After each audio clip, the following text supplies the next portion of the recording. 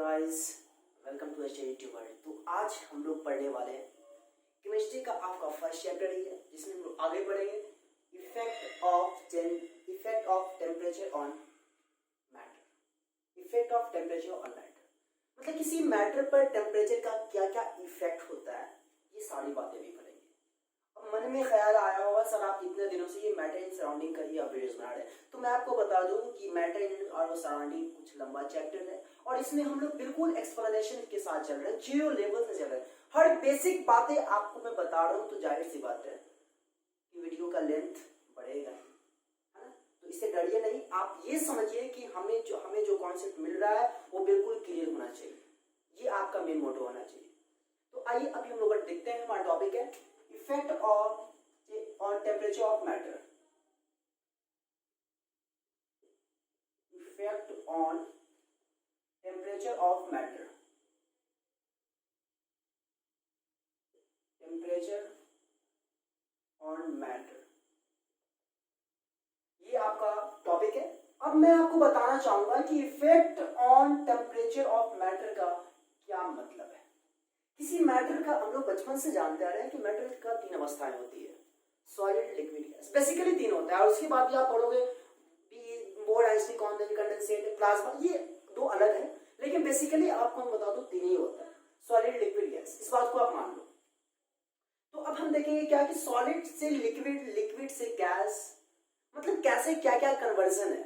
Conversion in the sense क्या कि आप जानते हो सॉलिड का पार्टिकल्स बिल्कुल क्लोजली पैक्ड होता है, इंटरमोलिकुलर स्पेस बहुत ही कम होता है। तो मेरे को लिक्विड में ले जाना है, तो आप जानते हो क्या करेंगे, क्योंकि हमने लास्ट वीडियोस में भी देखा था कि सॉलिड से अगर हमें लिक्विड में जाना है, मतलब सॉलिड को लिक्विड में कन्वर्ट करना है, तो हम वहां पे टेम्परेचर को राइज करते हैं। सिंपल सी बात है। यहाँ भी हमारा टॉपिक ही है कि टेम्परेचर क्या प्रभाव होगा। तो मैं आपको पता की बात बता दूं, जरा गौर घुमाना, सॉलिड टू लिक्विड। सॉलिड से लिक्विड जाने के लिए हम लोग प्रोसेस पढ़ेंगे। आपको मैं बता दूं कि सॉलिड से लिक्विड हो जाएंगे तो उसको हम लोग कहते हैं मेल्टिंग। क्या कहते हैं? मेल्टिंग, या इसी को हम लोग दूसरे वर्ड में कहते हैं फ्यूजन। क्लियर है? दूसरी बात, लिक्विड टू सॉलिड की अगर मैं बात करूं, लिक्विड टू सॉलिड की अगर मैं बात करूं, तो लिक्विड से सॉलिड का मतलब हुआ क्या कि पार्टिकल्स दूर है और उसको पास में लाना है। पार्टिकल्स दूर है और उसको पास में लाना है, यानी कि वो आपका कहलाएगा प्रोसेस सॉलिडिफिकेशन, या इसी को हम लोग दूसरे वर्ड में फ्रीजिंग भी कह सकते हैं। देखते हो, हम लोग देखते हैं ना, गर्मी का टाइम है, गर्मी का भी सीजन है, फ्रीज में क्या करते हैं, एक बाउल में पानी ले लेते हैं और ऊपर वाले खंड में रख देते हैं, पता ये चलता है कि शाम तक क्या होता है, फ्रीज हो जाता है। तो लिक्विड से क्या बना, आइस बना। तो लिक्विड से आइस बना मतलब क्या हुआ, फ्रीजिंग हुआ, जिसको हम लोग क्या कहेंगे, जिसको हम कहेंगे सॉलिडिफिकेशन प्रोसेस कहेंगे, या फ्रीजिंग प्रोसेस भी कह सकते हो। लेकिन आपको मैं बताना चाहूंगा कि सॉलिड टू लिक्विड वर्ड में क्या करना चाहिए, हर बातें आपको फील कराऊंगा और कोशिश करो कि हर बातें फील करें, तभी आप हर बात को समझ पाओगे। जब मैं यहां बोलूं तो आप मन में विजुअलाइज करो कि सर जो बोल रहे हैं सॉलिड से लिक्विड, तो सॉलिड से लिक्विड का मतलब क्या हुआ, सॉलिड से लिक्विड कैसे कन्वर्ट होगा। क्योंकि हम लोग जानते हैं ना, सॉलिड से लिक्विड में जाना मतलब सॉलिड का पार्टिकल्स बहुत कम है, मतलब स्पेस बहुत कम है। लिक्विड का स्पेस क्या होता है, लिक्विड के पार्टिकल का स्पेस ज्यादा होता है। तो कम वाले को जब ज्यादा लाना है तो क्या करना होगा, टेम्परेचर को राइज करना होगा, टेम्परेचर को और बढ़ाना होगा, और बढ़ाएंगे तो क्या होगा, उसके सॉलिड के पार्टिकल्स में काइनेटिक एनर्जी आएगा। अच्छा, काइनेटिक एनर्जी आएगा तो क्या होगा, पार्टिकल्स दूर भागेगा, हटेगा। अच्छा, पार्टिकल्स हटेगा तो क्या होगा, मोशन में आ जाएगा, और जब मोशन में आ जाएगा तो पता ही चलेगा कि वो लिक्विड की अवस्था में आ जाएगा, लिक्विड स्टेट में आ जाएगा। तो सॉलिड से लिक्विड में अगर हमको ले जाना है तो आप समझ रहे हो कि यहाँ पे हमें क्या करना होगा, टेम्परेचर राइज करना होगा, टेम्परेचर क्या करना होगा, बढ़ाना होगा। और लिक्विड टू सॉलिड हमें जाना है, लिक्विड से हमें सॉलिड में जाना है, तो वहां पर टेम्परेचर को क्या करना होगा, कूल करना होगा। बात समझ में आ रही है ना? कूल का क्या मतलब कि पार्टिकल्स दूर है, पास में लाना है। पास में लाना मतलब क्या, उसकी हीट को आप ले लो, हीट पूरा उसके अंदर से निकाल लो, टेम्परेचर कम कर दो, और टेम्परेचर जब कम करोगे, कूल करोगे, तो पता यह चलेगा लिक्विड टू सॉलिड बन जाएगा। समझ पा रहे हो ना? तो अब आगे देखते हैं, सॉलिड टू लिक्विड हुआ, लिक्विड टू सॉलिड हुआ। अब जब गौर फरमाइएगा, लिक्विड टू गैस की अगर मैं बात करूं, लिक्विड टू गैस, अब लिक्विड से हमें गैस में जाना है, जानते हो ना, लिक्विड का पार्टिकल्स हटके होता है और गैस का पार्टिकल्स और हटके होता है। हटके इन द सेंस कि उसके बीच इंटरमोलिकुलर स्पेस गैस में ज्यादा होता है लिक्विड के कंपैरिजन में। तो सोचो, गैस का लिक्विड से हमको गैस में जाना है, मतलब लिक्विड वाला जो पदार्थ है, अवस्था है, मैटर है, उसको हमें ले जाना है गैसेस स्टेट में। तो आप सोचो कि लिक्विड स्टेट से गैसेस स्टेट में ले जाना है, मतलब वहां पे हमें टेम्परेचर को क्या करना होगा, क्या करना होगा, टेम्परेचर राइज करना होगा। और जब टेम्परेचर राइज करेंगे तो मेरे को लिक्विड का जो पार्टिकल्स होगा गैसेस पार्टिकल्स की तरफ बिहेव करने लगेगा और फाइनली आपका लिक्विड स्टेट गैसेस स्टेट में तब्दील हो जाएगा, होगा ना।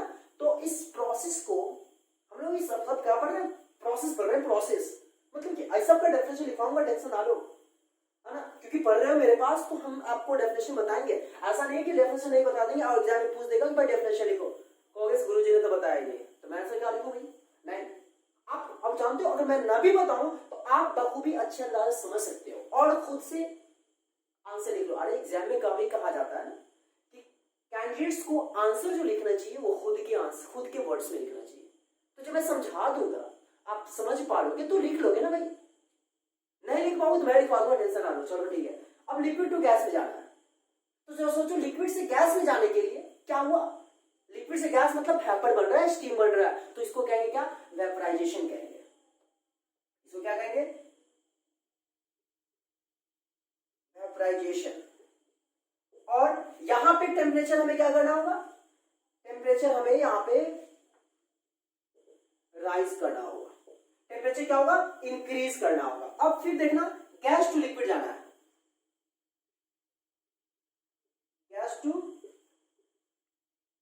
Gas to liquid, liquid to gas है, अब गैस टू लिक्विड जाना है। वही बात, गैस का पार्टिकल दूर है, लिक्विड पार्टिकल्स कम है, तो गैस से हमें लिक्विड में ले जाना है, पार्टिकल्स को और पास में लाना है, और पार्टिकल्स को पास में लाना है मतलब क्या, उसको कूल करना है।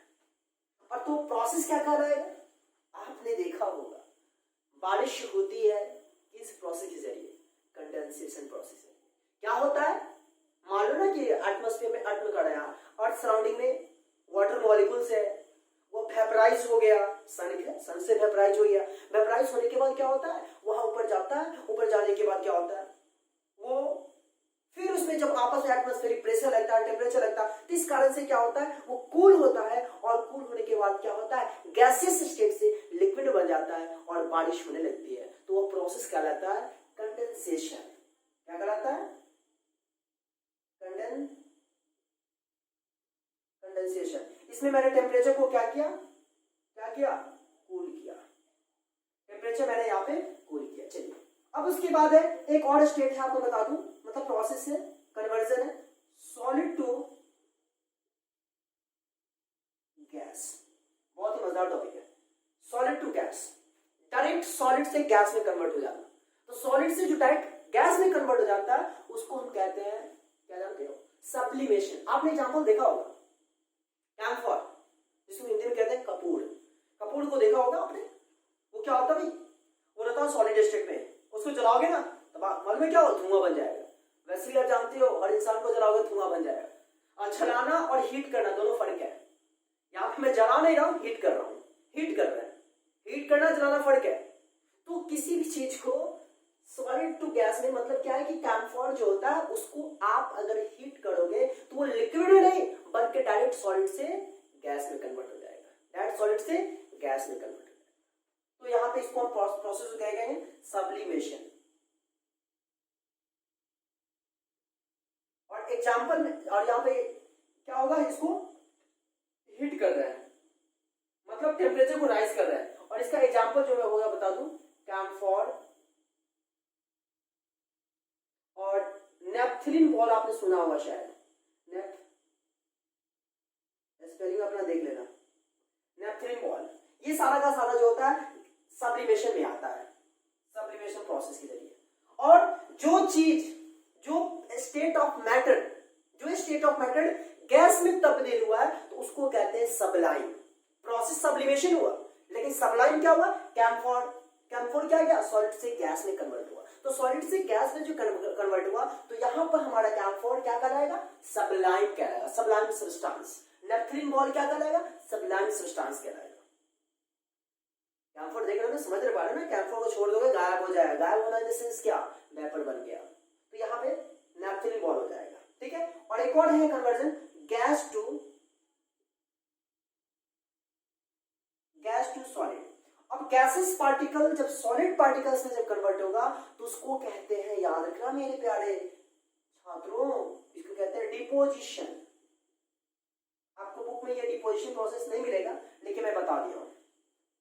तो यहां पर इतना सारा मैंने कन्वर्जन लिखा और उम्मीद है आपको बातें समझ में आ रही है। इसको ध्यान में रखना है कि सॉलिड से लिक्विड में जब कन्वर्ट होगा तो प्रोसेस मेल्टिंग कहलाएगा या फ्यूजन कहलाएगा। अब रही बात की डेफिनेशन क्या कहोगे, तो सॉलिड से लिक्विड में मतलब क्या हुआ कि द सब्सटेंस या स्टेट ऑफ या that the state of matter which converts from solid to liquid, the substance which convert from solid to liquid is called melting या फ्यूजन। समझ पा रहे, प्रोसेस बता रहा, प्रोसेस है ना, क्या कहेंगे, it is a process, it is a process, दिख रहा होगा यहाँ पे, प्रोसेस ऑफ कन्वर्टिंग, दिख रहा है ना, it is a process of converting from solid to liquid, solid to liquid. समझ पा रहे हो ना, एक प्रोसेस होता है जो सॉलिड से लिक्विड में कन्वर्ट होता है, that is called what, melting. फिर सॉलिडिफिकेशन का क्या होगा, it is a process of converting from liquid to solid। Clear है, लिक्विड से सॉलिड में जो कन्वर्ट होता है उसको हम क्या कहते हैं, सॉलिडिफिकेशन कहते हैं। वेपराइजेशन, वेपराइजेशन में क्या होता है, लिक्विड से किसमें, गैस में कन्वर्ट होना, तो क्या होगा, प्रोसेस ऑफ, ये सब खुद से लिख लोगे भाई, कुछ नहीं है, कुछ नहीं, बहुआ वाला खेल है, process of converting from liquid to gas, liquid to gas, liquid to gas में जो कन्वर्ट होता है उसको हम क्या कहते हैं, वेपराइजेशन कहते हैं। समझ पा रहे हो, वेपराइजेशन कहते हैं। फिर कंडेंसेशन, कंडेंसेशन में क्या होता है, कंडेंसेशन में क्या होता है, गैस टू लिक्विड में चेंज होना, the process of converting from gas to liquid. तो यहां लिखता हूं, इसका process of converting from gas to liquid. समझ रहे ना, process of converting gas to from gas to liquid. और उसके बाद है सब्लिमेशन, सब्लिमेशन मैंने कहा था, process of converting solid to directly क्या, डायरेक्टली क्या, गैस। सॉलिड से डायरेक्ट जो गैस में कन्वर्ट होता है उसको हम क्या कहते हैं, सब्लिमेशन कहते हैं। तो सब्लिमेशन का जो डेफिनेशन हो जाएगा क्या, process of converting directly, process of converting directly from solid to what, from solid to gas. मैंने एग्जांपल लिख दिया ना, समझ पा रहे हो ना, इसको हम क्या कहते हैं, सब्लिमेशन कहते हैं। ठीक है, डिपोजिशन क्या होगा, process of converting from directly gas to solid, gas से जो डायरेक्टली सॉलिड में कन्वर्ट होता है उसको डिपोजिशन कहते हैं। ये तो लिख दो या लिख ही देता हूं क्या, प्रोसेस ऑफ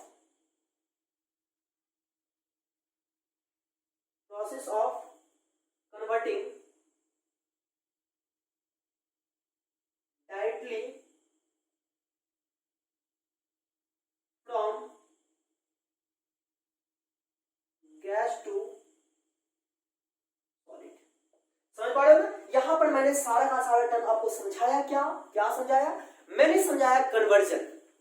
कन्वर्जन सेंस क्या कि एक स्टेट से दूसरे स्टेट में कैसे चेंज होगा, मतलब यहाँ पे टेम्परेचर का क्या रोल है।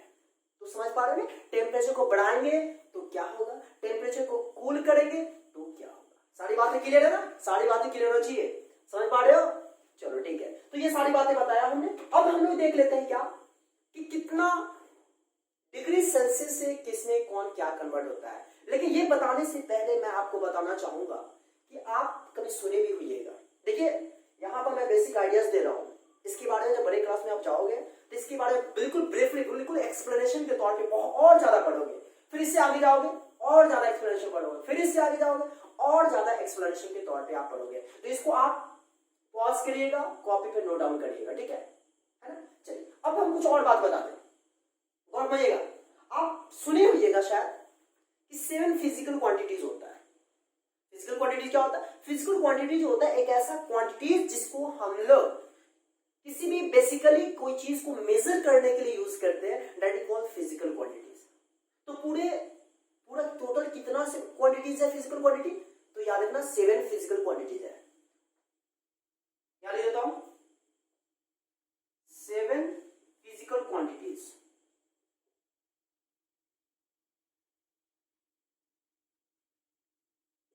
Physical quantity. अब ये 7 फिजिकल क्वांटिटीज क्या है, हम लोग इसी को अभी थोड़ा सा ध्यान देंगे। गॉट माना, चलो ठीक है। 7 फिजिकल क्वांटिटी क्या है, गॉट माना, मास, ये मास जो है ये भी आपका फिजिकल क्वांटिटी है। मास को मेजर कैसे में करते हैं, आप जानते होंगे केजी में करते हैं, ठीक है ना। लेंथ, लेंथ को हम लोग क्या में मेजर करते हैं, मीटर में।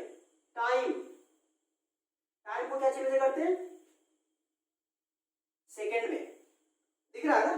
चलिए ठीक है। अब उसके बाद मास, लेंथ, टाइम, उसके बाद है आपको बता दूं, उसके बाद है थर्मोडायनामिक, थर्मोडायनामिक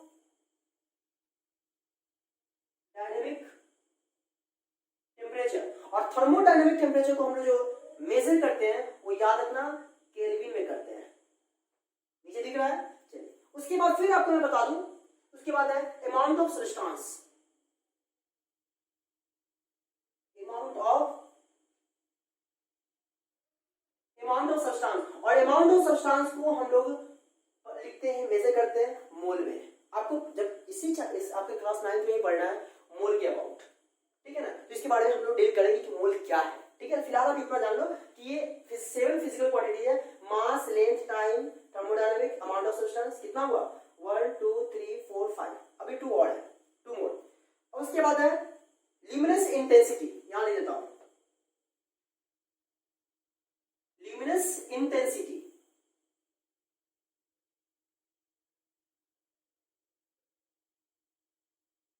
और ल्यूमिनस इंटेंसिटी को हम लोग मेजर करते हैं कैंडेला में, क्या चीज में, कैंडेला में। और कैंडेला को लिखते हैं क्या, शॉर्ट में सीडी, समझ पा रहे हो ना। फिर इसके बाद है आपका कितना हुआ, 1 2 3 4 5 6। और एक और है, फिलहाल अभी ध्यान में नहीं आ रहा क्या है, वैसे बच क्या गया, मास।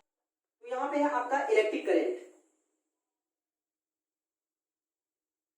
Electric current. और इलेक्ट्रिक करंट को हम लोग मेजर करते हैं एम्पियर में, जिसको शॉर्ट में लिखते हैं एस। यानी इतना 7 फिजिकल क्वांटिटीज है जो आपको हमेशा याद रखिएगा, कि आपको बड़े क्लास में भी देखने को मिलेगा, यानी बड़े क्लास इन द सेंस की क्लास 11th में ये सारी बातें देखने को मिलेगा कि 7 फिजिकल क्वांटिटीज होता है, जिसमें आप मास का यूनिट केजी होता है, मतलब मास को हम केजी में मेजर करते हैं, लेंथ को मीटर में करते हैं, टाइम को सेकंड में, थर्मोडायनामिक टेम्परेचर को केल्विन में, अमाउंट ऑफ सब्सटेंस को मोल में, ल्यूमिनस इंटेंसिटी को कैंडेला में, और इलेक्ट्रिक करंट को एम्पियर में। ये सारी बातें हुई है ना। चलिए अब हम लोग देख लेते हैं इसको। तो फिलहाल अभी हमें रब करना होगा, क्योंकि अब आगे जो हम लोग पढ़ने वाले हैं वो दरअसल पढ़ेंगे कन्वर्जन। फिर कन्वर्जन के बाद हम लोग पढ़ेंगे क्या, effect of pressure on matter, है ना।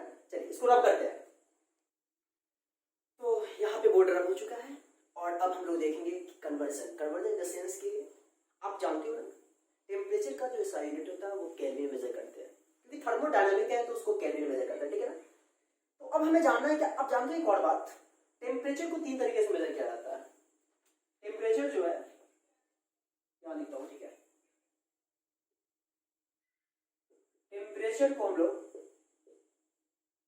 3 तरीके से हम लोग मेजर करते हैं। आपका फर्स्ट जो है वो सेल्सियस मान लो,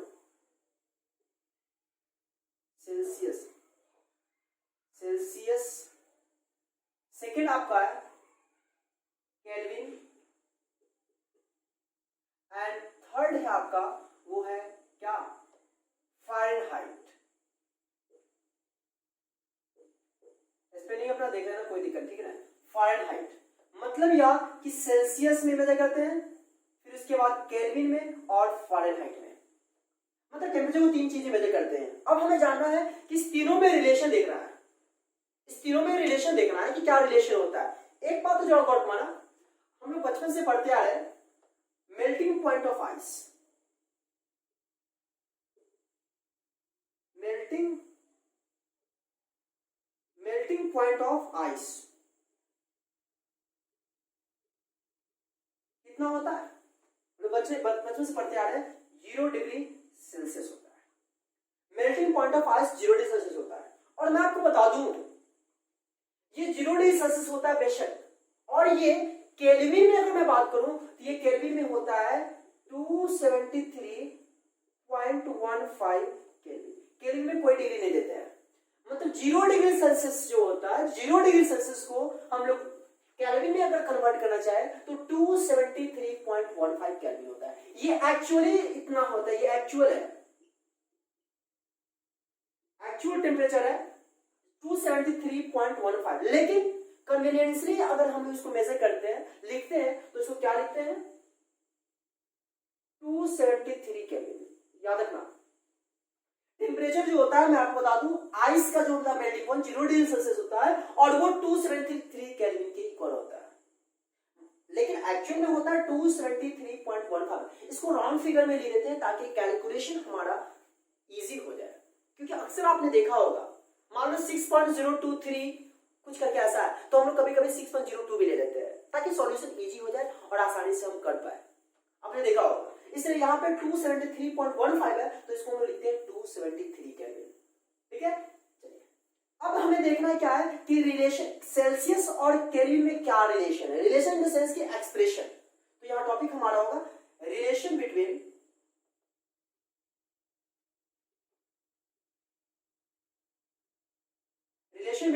Celsius and Kelvin, Celsius and Kelvin। Celsius और केल्विन में क्या रिलेशन है, रिलेशन इन द सेंस की एक्सप्रेशन, मतलब सेल्सियस से आपको केल्विन में जाना है तो कैसे कन्वर्ट करोगे, या केल्विन से सेल्सियस से जाना है तो आप कैसे कन्वर्ट करोगे। जो गौर माना हमेशा याद रखना, K इक्वल होता है यानी केल्विन इक्वल होता है 273 degree plus 273 plus 0 degree Celsius. हमेशा इस बात को याद रखना, केल्विन से अगर सेल्सियस में जाना है तो आप क्या करोगे, 273 में जो सेल्सियस का वैल्यू होगा उसको प्लस कर दोगे। अब एग्जांपल के तौर पे आप देख लो, आइस कितना टेम्परेचर में मेल्ट करता है, 0 डिग्री सेल्सियस पे। तो अगर हम 0 डिग्री सेल्सियस को केल्विन में कन्वर्ट करना है तो आप क्या लिखोगे, 273 प्लस 0 क्या आ जाएगा, 273 केल्विन। एग्जाम में आपसे ऐसा भी पूछ सकता है कि what is the melting point of ice, option में आपका केल्विन में रहेगा, तो क्या आंसर करोगे, 273 केल्विन। 0 सेल्सियस में कहोगे तो 0 डिग्री सेल्सियस, लेकिन केल्विन की अगर मैं बात करूंगा तो वहां पे लिखोगे 273 केल्विन, राइट ना। चलिए अगर हमें ये तो केल्विन से सेल्सियस हुआ, अगर सेल्सियस का वैल्यू हमको फाइंड करना है तो यहां पर लिखेंगे क्या, डिग्री सेल्सियस इक्वल आप लिखोगे क्या, K माइनस 273। समझ पा रहे हो, केल्विन से सेल्सियस जाना है तो प्लस करोगे, और सेल्सियस से केल्विन में जाना है तो आप क्या करोगे, K में से माइनस कर देंगे, ठीक है। समझ पा रहे हो ना। एक एग्जांपल तौर पे आप वर्ड पाओ, एग्जांपल है convert 100 degree Celsius into kelvin. 100 degree Celsius को आपको केल्विन में कन्वर्ट करना है, तो आप जानते हो 100 डिग्री सेल्सियस क्या है, वाटर का बॉइलिंग पॉइंट है। वाटर इतने टेम्परेचर पे ये बॉयल करता है। तो 100 डिग्री सेल्सियस को मेरे को केल्विन में चेंज करना है, तो क्या करेंगे, सेम बात, K इक्वल 273 अब प्लस क्या होगा 100, यानी फाइनली क्या हो जाएगा K इक्वल 273, ये आंसर हुआ। यहाँ पे K इक्वल 373 केल्विन हो जाएगा, क्लियर है ना। चलिए, तो अब हम कहने का सेंस हमारा क्या है कि सेल्सियस से केल्विन में जाना और केल्विन से सेल्सियस में जाना, सिंपल सी बात है, फॉर्मूला आपको याद समझ में आई बात। अब आगे पढ़ लेते हैं, फ़ारेनहाइट से सेल्सियस में जाना है, ये भी तो है आपका टेम्परेचर का भाई, टेम्परेचर है, टेम्परेचर यूनिट है। तो फ़ारेनहाइट से सेल्सियस में क्या जाएंगे, तो फ़ारेनहाइट को हम सिंबॉलिकली F से लिखते हैं, याद रखना। तो हमेशा याद रखना फ़ारेनहाइट और सेल्सियस में relation between F and C। Fahrenheit और सेल्सियस में अब मेरे को रिलेशन देखना है कि फ़ारेनहाइट और सेल्सियस में क्या रिलेशन होता है। तो हमेशा याद रखना, मैं जो बोल रहा हूं सुन लो, F minus 32 by 180 that equal C by 5, ये होता है रिलेशन फ़ारेनहाइट से सेल्सियस में जाने का। अब इसको चाहो तो आप सिंपल में भी कर सकते हो, बट वहां पे क्या करा, तो C बाई 100 है, C बाई 100 होता है यहाँ पे 5 नहीं, ठीक है। बट मॉक 10 से 10 फिनिश, 2 9 18, 2 5 10, क्या आया F minus 32 by 9 equal C by 5। आपका ये भी एक फॉर्मूला हो गया, ये याद ना करके ये याद करो, ये बेशक बिल्कुल आसान होगा और इजी होगा, याद रखना F minus 32 by 9 equal C by 5, ठीक है। चलिए अब मैं बताना, इस पर भी एक क्वेश्चन देख लेते हैं। सोचो अगर हमें सेल्सियस से फ़ारेनहाइट में जाना है, तो यहाँ पे सेल्सियस का वैल्यू पुट करोगे और फ़ारेनहाइट में मालूम हो जाएगा, या फ़ारेनहाइट से सेल्सियस में जाना है तो फ़ारेनहाइट का वैल्यू पुट करोगे, सेल्सियस मेरे को आ जाएगा। समझ पा रहे हो ना बात, हर बातें क्लियर होनी चाहिए। फ़ारेनहाइट से सेल्सियस में जाना है तो फ़ारेनहाइट का वैल्यू डालो, सेल्सियस आ जाएगा। सेल्सियस से अगर फ़ारेनहाइट में जाना है तो सेल्सियस का वैल्यू पुट करो, फ़ारेनहाइट आ जाएगा। हर बातें क्लियर है ना। चलिए क्वेश्चन देख लेते हैं हम लोग।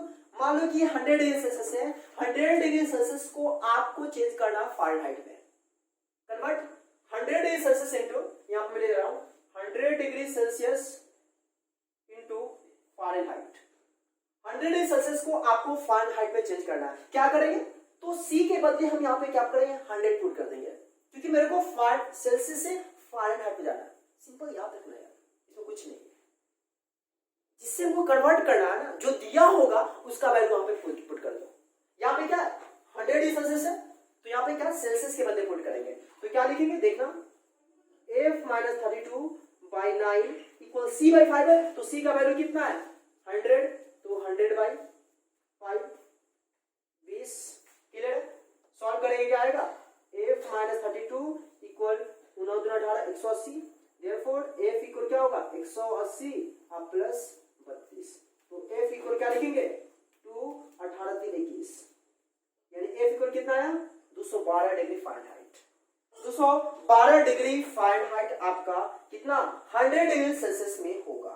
समझ पा रहे हो बात, जोड़ लेता हूं एक बार, ठीक है। 212 डिग्री क्लियर है ना हर बात।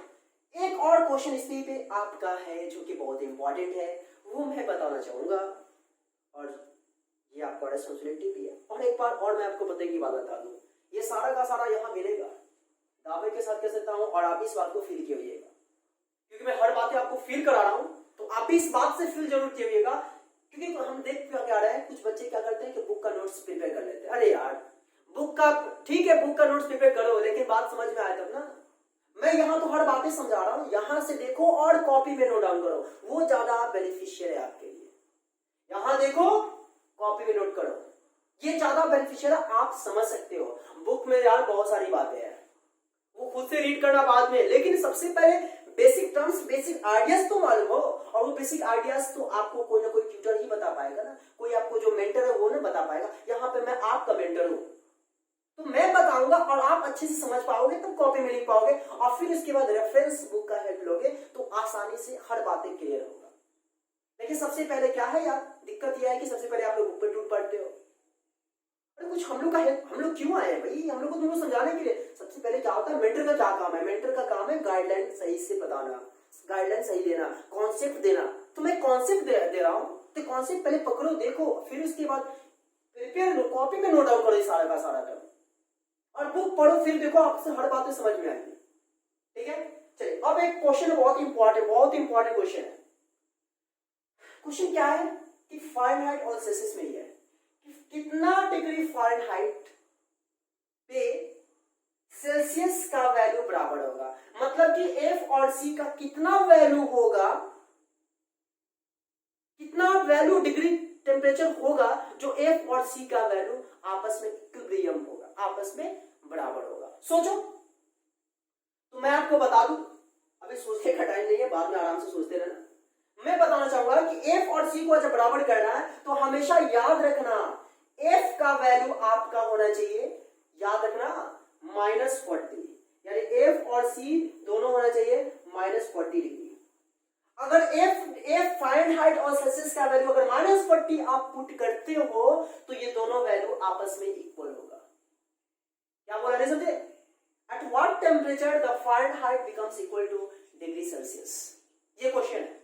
देखो मैं कैसे कर रहा हूं, तो एफ का वैल्यू कितना -40 पुट कर दो, तो -40 -32 बाई क्या 9, और सी कितना है -40 बाई 5, कितना हो जाएगा -72/9 इक्वल -40/5।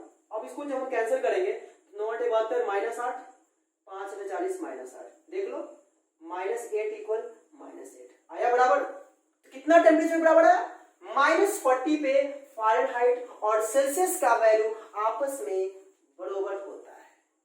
तो ये सारी बातें मैंने आपको बखूबी अच्छे अंदाज में बताया कि फ़ारेनहाइट और सेल्सियस में क्या रिलेशन है, मतलब एक्सप्रेशन क्या है, केल्विन और सेल्सियस में क्या रिलेशन है, मतलब एक्सप्रेशन क्या है। इस पे अगर आपको न्यूमेरिकल्स बेस्ड क्वेश्चन होगा तो आप इजीली बना सकते हो, और ये तो खासकर बहुत इंपॉर्टेंट, इस बात को हमेशा याद रखना।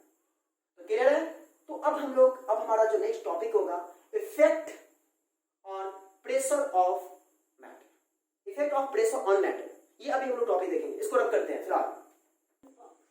तो मैं आपको बता दूं, मैं इस बोर्ड को रब नहीं कर रहा हूँ, जैसा मैंने अभी बोला था कि बोर्ड को रब करके आपको सेकंड टॉपिक बताऊंगा, लेकिन देख पा रहे हो वीडियो का लेंथ लॉन्गेट होता जा रहा है, एक्सपेंड करता जा रहा है, तो आपको बोरिंग ना हो, इसलिए मैं यहीं पे आपको रहने देता हूँ, और फिर नेक्स्ट वीडियोस में नेक्स्ट टॉपिक देखेंगे। लेकिन बस कंडीशन ये है कि वीडियो को पूरा देखा करो यार, ये आपके लिए वीडियो बन रहा है, और आप नहीं देखो तो कौन देखोगे यार, इसलिए आप वीडियोस को पूरा देखिए, कॉपी पे नोट डाउन करिए, वीडियोस को नहीं समझ में यहाँ पे वीडियोस को पॉज करिए, उसको देखिए, समझिए और कॉपी में नोट डाउन करिए, और इससे रिलेटेड बुक में जो भी क्वेश्चंस हो, और इससे रिलेटेड क्या है यार, इससे फ़ारेनहाइट और सेल्सियस सब पे तो क्वेश्चन है ही है, ठीक है ना। इससे आप इस टाइप के क्वेश्चंस को आप कॉपी में बनाइए, आशा यही करूंगा।